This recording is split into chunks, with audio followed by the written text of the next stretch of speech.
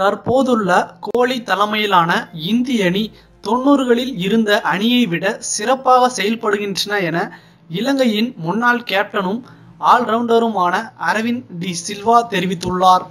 கோலி தலைமையிலான இந்திய அணி தொடர்ச்சியாக சிறப்பான வெற்றிகளை பெற்று வருகின்றது. கடந்த 2016 முதல் பும்ரா, புவனேஸ்வர் குமார், ஹர்திக் பாண்டியா, சஹால், குல்தீப் யாதவ் போன்ற பவுலர்கள் கோலிக்கு பக்கபலமாக இருந்து வருகின்றனர்.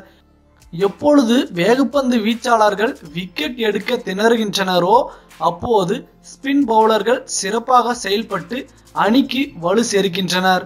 இருப்பினும் அனைத்து வகை சூழலிலும் விக்கெட்டை எடுக்கும் பவுலரை இந்தியா உருவாக்க வேண்டியது அவசியம். அது ஒன்று மட்டும்தான் இந்தியாவிடம் இல்லை.